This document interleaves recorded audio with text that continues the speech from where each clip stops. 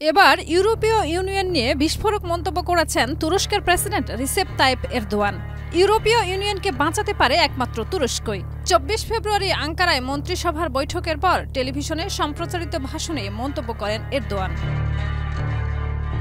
তুরস্কের president Recep Tayyip Erdogan বলেন, ইউরোপীয় ইউনিয়ন বর্তমানে একটি অচল অবস্থার মধ্যে রয়েছে এবং তুরস্কের পূর্ণ সদস্য পদ প্রদানই এই অচল অবস্থা থেকে বের হওয়ার একমাত্র উপায়।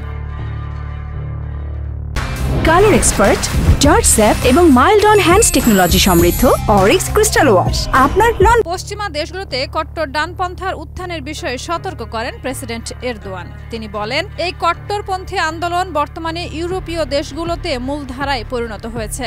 আমরা পশ্চিমে অভিবাসী বিরোধী এবং ইসলাম বিদ্বেষী কট্টর ডানপন্থী আন্দোলনের উত্থান লক্ষ্য করছি, যা সম্প্রতি অনুষ্ঠিত অনেক নির্বাচনের মাধ্যমে আমাদের উদ্বেগের সত্যতা প্রমাণিত হয়েছে।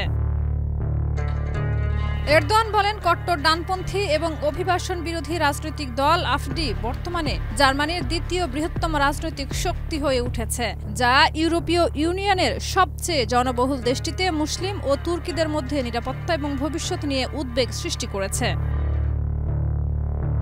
এরদোয়ান বলেন, কট্টর ডানপন্থী এবং অভিবাসন বিরোধী রাজনৈতিক দল আফডি বর্তমানে জার্মানির দ্বিতীয় বৃহত্তম রাজনৈতিক শক্তি হয়ে উঠেছে, যা ইউরোপীয় ইউনিয়নের সবচেয়ে জনবহুল দেশটিতে মুসলিম ও তুর্কিদের মধ্যে নিরাপত্তা এবং ভবিষ্যৎ নিয়ে উদ্বেগ সৃষ্টি করেছে।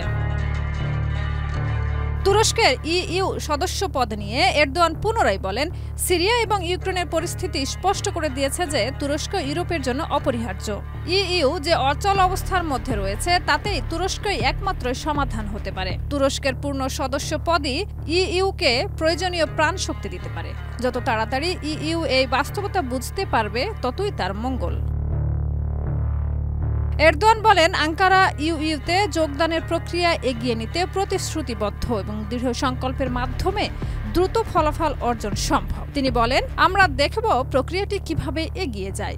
এদিকে তুরস্কের পররাষ্ট্রমন্ত্রী হাকান ফিদান পূর্বে জানিয়েছিলেন যে তুরস্ক প্রায় ২ দশক ধরে ইইউ সদস্য পদের প্রার্থী। তবে ২০১৬ সালে এই আলোচনা স্থগিত হয়ে যায়। তবুও আঙ্কারা এখনও আশাবাদী এবং আশা ছাড়েনি।